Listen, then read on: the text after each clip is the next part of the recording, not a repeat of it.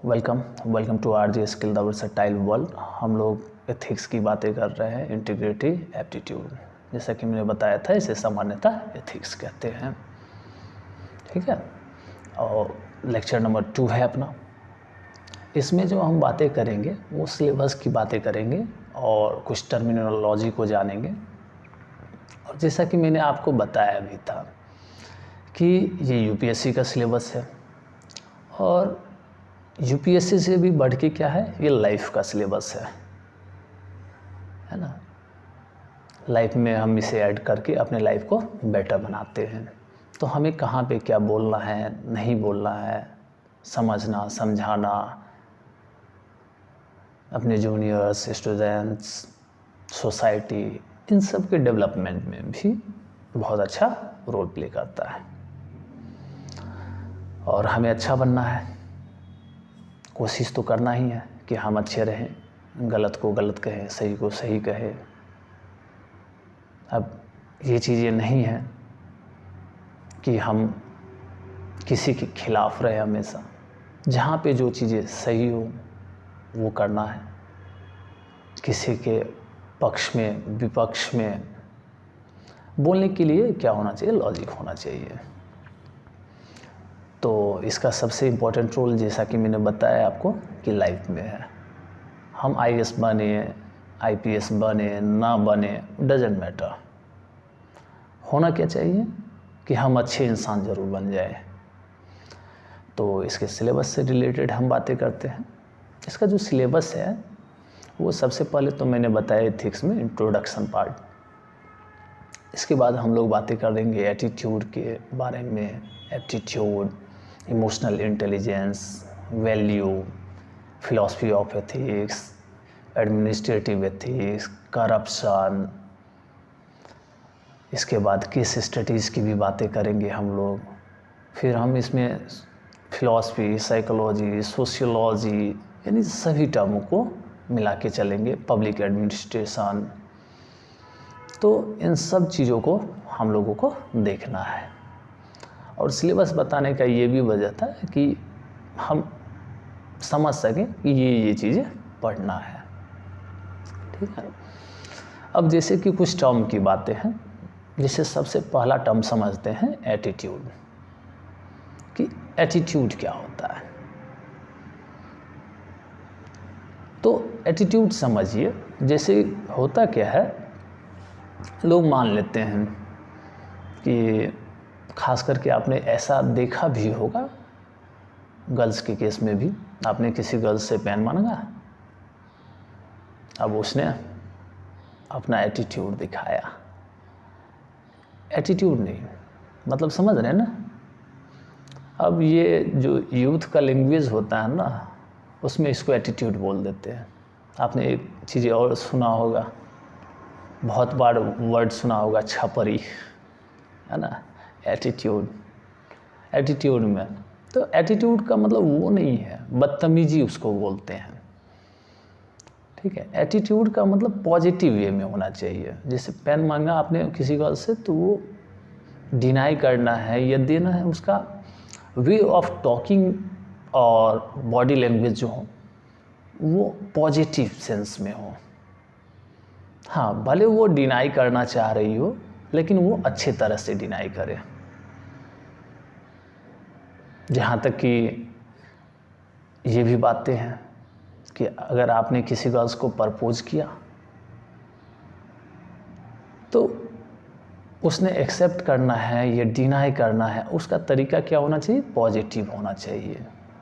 ऐसा तरीका नहीं होना चाहिए कि चलो दिखाते हैं। तो ये दिखाने वाली जो बातें हैं ना, वो एटीट्यूड नहीं होते हैं, वो बदतमीजी होते हैं। सेम केस आप बॉयज़ में भी ले सकते हैं, है ना। बॉयज़ को भी किसी ने कुछ बोला तो उसने भी अपना एटीट्यूड दिखाया। वो एटीट्यूड नहीं, वो बैड सेंस में है ना। एटीट्यूड एक पॉजिटिव सेंस में होना चाहिए। तो ये होते हैं एटीट्यूड। दूसरा चीज़ें हैं, वो है एप्टीट्यूड। एप्टीट्यूड की बातें करें तो ये समझिएगा कि बाय बर्थ क्वालिटी होती है, जो जन्मजात क्वालिटी है। अब ऐसा नहीं है कि मछली को बोला जाए कि ज़मीन पे दौड़ के बताओ, समझ रहे हैं ना, मछली को बोले ज़मीन पे दौड़ के बताया जाए, और किसी अदर जानवर को या मान लीजिए बर्ड को, पक्षी को, ठीक है, उसको बोला जाए कि पानी के अंदर ही रहना है। तो अब ऐसे बर्ड में बत्तख मत समझ लीजिएगा, ठीक है ना, पानी के अंदर ही रहना है तो वो भी ऊपर आएंगे। तो मतलब जिसकी जो क्वालिटी है ना, उसके अकॉर्डिंग जो बाय बर्थ क्वालिटी है। अब ट्रेनिंग देके कुछ हद तक किसी को बेहतर बना सकते हैं, लेकिन ऐसा नहीं है कि परफेक्शन को प्राप्त कर लेंगे, उनमें परफेक्शन आ जाएगा, नहीं, एक लेवल तक जा सकता है। अब मान लीजिए सोनू निगम जी गाना गाते हैं, तो हर कोई सोनू निगम थोड़े बन जाएगा। वो ट्रेनिंग लेके एक हद तक अच्छा सिंगर हो सकता है, लेकिन इसका मतलब नहीं है कि वो सोनू निगम हो जाएंगे। तो बाय बर्थ क्वालिटी एप्टीट्यूड होती हैं। अब बहुत सारे क्रिकेटर हुए, अब क्रिकेटर को डांसिंग करने के लिए रोहित शर्मा को डांसिंग दिया जाए तो वो डांस कर पाएंगे क्या? ऋतिक रोशन बन जाएंगे। और ऋतिक रोशन को बोले रोहित शर्मा जैसे क्रिकेट खेलने के लिए, तो क्या हो सकता है? नहीं हो सकता है। उनका अलग एप्टीट्यूड था, उनका अलग एप्टीट्यूड है, दोनों का अलग अलग एप्टीट्यूड है बाय बर्थ क्वालिटी, जो जन्म से मिली है। ट्रेनिंग दे के और भी वो अच्छे हो गए। अब उनको ट्रेनिंग दे रहे हैं जिनको कुछ आता ही नहीं। अब सलमान खान को ट्रेनिंग दे के सिंगिंग सिखाइए तो वो सोनू निगम हो जाएंगे? नहीं होंगे ना। सलमान खान को डांसिंग बताइए तो ऋतिक रोशन बन जाए, उसी फील्ड में भी सिलेक्ट करे तो नहीं होगा। तो जिनका बाय बर्थ क्वालिटी जो है वही एप्टीट्यूड होता है। ट्रेनिंग देके कुछ बेहतर हद तक ले जाया जा सकता है, तो परफेक्शन नहीं होगा। अब किसी से मैथ सॉल्व हो रहा है, किसी से नहीं हो रहा, तो इसका मतलब थोड़े है कि उसका उस तरह का ब्रेन बना है, नहीं है। ज़बरदस्ती किए जा रहे हैं। बहुत सारे मैंने देखे हैं नीट एस्पेरेंट्स, जेईई एस्पेरेंट्स, अब उनको इच्छा नहीं होती है, मम्मी पापा कोटा भेज दिए कि बेटा जा, आज सिलेक्शन चाहिए ही चाहिए। वो गांव में समाज में दिखाने के लिए मेरा बेटा कोटा में पढ़ रहा है, मेरा बेटा पटना में पढ़ रहा है, लेकिन ये उनको पता नहीं है कि वो एप्टीट्यूड उन लायक है ही नहीं उनका। वो किसी और सेक्टर में बेहतर कर सकते थे, उनको आप ज़बरदस्ती उस सेक्टर में भेज रहे हैं जहां वो बेहतर नहीं कर सकते हैं। तो एप्टीट्यूड को समझना, जैसे एक टर्म आती है, ठीक है, हाथों में अंगारे लिए सोच रहा था, कोई मुझे अंगारों की तासीर बताए। बहुत लोगों को पता नहीं होता ना कि हम में एप्टीट्यूड है, लेकिन क्या है मुझे पता ही नहीं है। अंगारे, हाथों में अंगारे लिए सोच रहा, मतलब हमारी योग्यता क्या है वो मुझे पता ही नहीं है कि हम जैसे, और अंगारे योग्यता, तासीर नेचर, कि हमारी योग्यता कैसी है वो हमें पता ही नहीं है। तो कैसे होगा? खुद को जिस दिन पता ये चल जाएगा कि हमारी एप्टीट्यूड ये है, उस दिन वो आदमी उस सेक्टर के लिए अगर हार्डवर्क करेगा तो वो डेफिनेटली सक्सेसफुल होगा। ज़बरदस्ती तो किया नहीं जा सकता। अब हम जो चाहेंगे कि आसमान में उड़े, संभव है क्या? थोड़ा जंप लगा लें, वो अलग बातें है, लेकिन कितना भी ट्रेनिंग दे दे तो हम आसमान में उड़ने लगेंगे? नहीं। तो ये बातें होती हैं एटीट्यूड, सॉरी एप्टीट्यूड। इसके बाद आती है वैल्यू।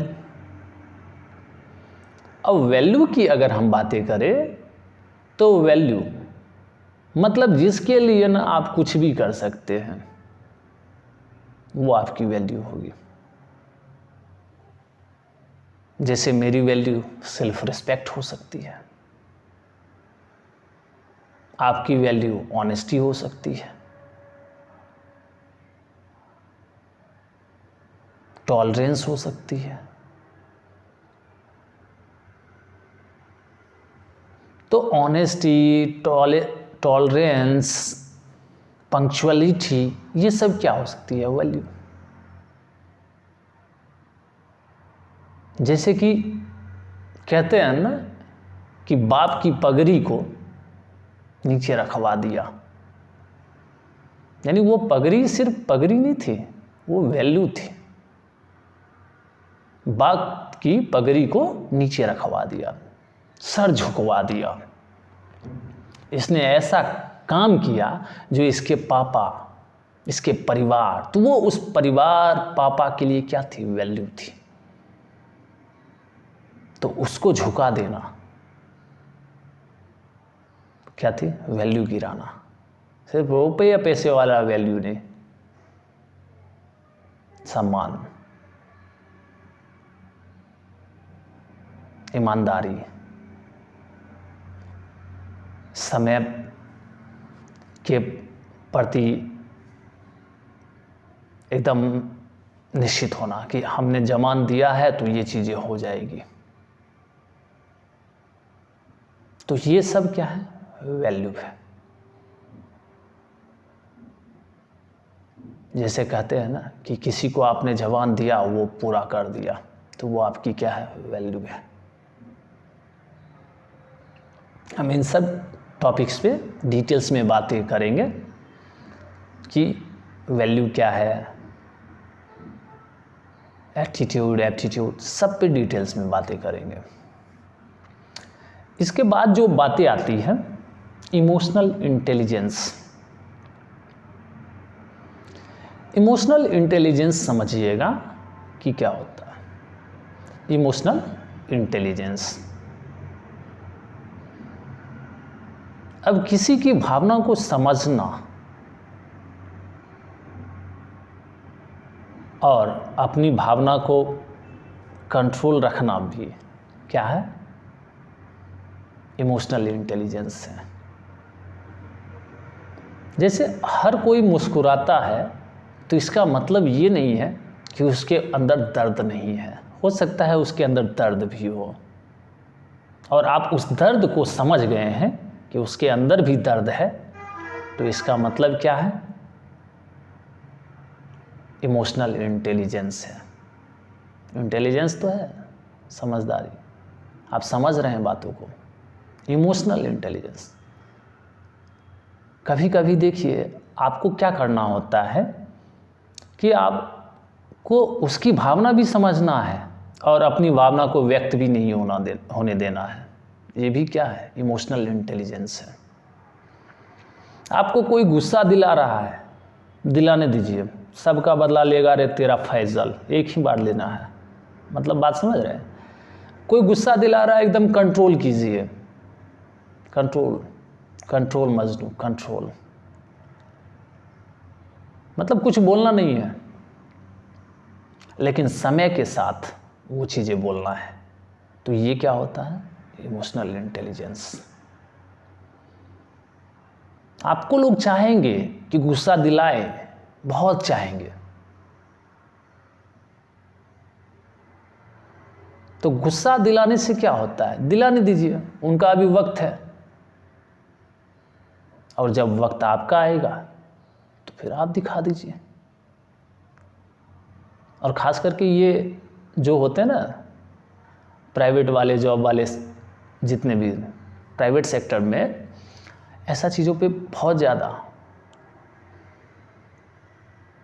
आप भी जाते हैं गुस्से में, जो आप छोड़ देते हैं वो भी गुस्से में। नहीं, इंतज़ार कीजिए सही वक्त का, सही समय का, और उस टाइम उसको बताइए कि क्या है। नोट करते रहिए, डायरी में नोट करते रहिए कि किसने मुझे क्या क्या बोला, और रिएक्ट करना है अपने अकॉर्डिंग, उनके अकॉर्डिंग नहीं। वो रिएक्ट करवाने की कोशिश करेंगे तो करना नहीं है। सिर्फ डायरी लीजिए, नोट कीजिए, आज इसने ये बोला, आज उसने ये बोला। अरे हम इंसान हैं, भूल थोड़े सकते हैं, भूलेंगे भी नहीं। और भगवान बनने का तो शौक ही नहीं है। हाँ, इंसान बने, अच्छे इंसान बने, लेकिन हाँ, नोट करते रहिए सब चीज़ें, और सही वक्त, सही समय, सही स्थान, इन चीज़ों को सिलेक्ट कीजिए, और तब बताइए कि हम क्या है। ये होता है इमोशनल इंटेलिजेंस। इसके बाद एक टर्म है वैल्यू न्यूट्रलिटी। और वैल्यू न्यूट्रलिटी ये, और इसका बहुत ही ज़्यादा यूज समझिए। अगर आपको अपने परिवार में हैप्पी रहना है, सबके साथ हैप्पी रहना है, समाज, सोसाइटी, सबको, तो सबको अपने अपने अनुसार जीने दीजिए। डोमिनेटिंग मत बनिए। हमारा समाज पुरुष प्रधान है, मेन डोमिनेटिंग है, तो स्त्रियों पे कुछ भी, अगर स्त्री ने कुछ बोल दिया तो उसको ईगो में ले लिया। तो ऐसा नहीं करना है, और उस पर टूट पड़े। तो ऐसा बिल्कुल नहीं करना है। वैल्यू न्यूट्रलिटी होनी चाहिए। आपकी जितनी आज़ादी है, आप जितना स्वतंत्र है, उतना स्वतंत्र उनको भी रहने दीजिए। अगर आप गुस्सा करते हैं, कुछ बोलते हैं, तो वो चुप हो जाती हैं, तो कभी कभी वो भी किसी वजह से गुस्सा है, तो आप भी चुप हो जाइए। मतलब एक दूसरे, जैसे खास करके पति पत्नी के बीच भी होता है, पति डोमिनेटिंग होता है, पत्नी बेचारी सुन लेती है। और इंडिया में तो पता ही है, चाहे कुछ भी हो, बहू चाहिए गाय जैसी। गाय कहने का तात्पर्य ऐसा है, सारे गुण उसमें हो, है ना। वो लात वात भी ना मारे, एकदम शुद्ध गाय चाहिए। खाना दे तो खाए, नहीं दे तो नहीं खाए, खूंटे में बांध के रखे, है ना। तो इस तरह का चाहिए, चाहे अपने खूंखार क्यों ना हो। ऐसा नहीं होना चाहिए। हमें भी सम्मान देना चाहिए, और उन्हें भी आपको सम्मान देना चाहिए। धर्म की बातें करें तो धर्म पे भी यही बातें लागू हो जाती है। लोगों को अपना धर्म प्यारा हो जाता है, दूसरों के धर्म से जेलसी। ऐसा नहीं होना चाहिए। उनका अपना बनाने का रिवाज है, और आप अपने रिवाज से कीजिए। तो दूसरों के रिवाज में आप हस्तक्षेप कर रहे हैं, और आपके रिवाज में वो हस्तक्षेप कर रहे हैं, तो ये फिर गलत है। यहाँ पे वैल्यू न्यूट्रलिटी की बात हुई नहीं। न्यूट्रल होना सीखिए। अब मान लीजिए कोई वेजिटेरियन है, कोई नॉन वेजिटेरियन है, तो कोई शाकाहारी है, कोई मांसाहारी है। अब कोई मांस खाता है, खाने दीजिए। अब हम घास पत्ते खाते हैं, तो हमें खाने दीजिए। मतलब ऐसा नहीं कि आप ये कर रहे हो गलत है, आप तो इन्वायरमेंट को नुकसान पहुंचा रहे हो। कैसे? तो ऑक्सीजन प्लांट्स नहीं देगा। अब प्लांट्स को कट करके खा रहे हो, तो वो भी बोलेगा कि आप तो जानवरों की हत्या कर रहे हैं। तो ऐसा नहीं होना चाहिए। सबकी अपनी अपनी चॉइस है, और चॉइस जो है ना, वो ऐसा नहीं है कि चॉइस उसने बना लिया है। वो बचपन से ऐसा हुआ ना, जिस क्षेत्र विशेष में रहा ना, उस क्षेत्र विशेष के अकॉर्डिंग वो बन गया। जो प्लेन रीजन में रह रहे हैं ना, उनके पास क्या है ना कि खेती करने के साधन हैं, वो खेती कर सकते हैं, वहाँ उपजा सकते हैं। जो पहाड़ी क्षेत्र में रहते हैं, वो कहाँ पहाड़ों पे उपजाएंगे? बात समझ रहे हैं ना? तो पहाड़ों पे वो नहीं उपजाएंगे, तो वो क्या करेंगे? वहाँ शिकार करेंगे, और धीरे धीरे डेवलप वही हो गया शिकारी प्रवृत्ति वाली, कि वह मांसाहार को अपनाने लगे। तो ये क्षेत्र विशेष की बातें होती हैं। अब जैसे सऊदी अरब की बातें करें तो सऊदी अरब क्या है? मरुस्थल वाला है, वहाँ दारू नहीं पी सकते हैं। यूरोप में जाइए, वहाँ दारू पी सकते हैं। कोल्ड रीजन वाले में आप चले जाइए, वहाँ दारू बाप बेटी एक साथ बैठ के पिएंगे। हमारे आर्मी को रम विस्की दिया जाता है बॉडी को वार्म रखने के लिए, लेकिन सऊदी वाले पिए तो इस्लाम में प्रतिबंध है। वो अल्लाह के प्यारे तुरंत हो जाएंगे वहाँ पीने पे। तो क्षेत्र विशेष पे निर्भर करता है, इट्स डिपेंड्स ऑन रीजन। तो ये क्या होंगे अपने वैल्यू न्यूट्रलिटी। एक टर्म आते हैं कंसाइंस, अंतरात्मा की आवाज़। अब देखिए अंतरात्मा की आवाज़, जैसे आपने देखा होगा ना एकता कपूर का सीरियल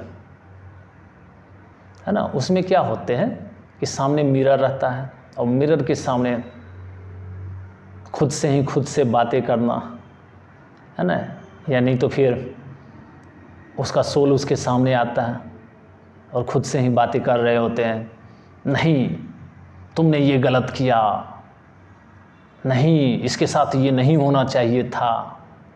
तो ये अंतरात्मा की आवाज़ है। तो अंतरात्मा की आवाज़ से जो कहा जाता है ना, डिसीजन सही होता है, लगभग सही ही होता है। तो अंतरात्मा को समझना। तो हम इन सब टॉपिक्स पे बातें करेंगे। Thank you so much for being with RJ skill, the versatile world.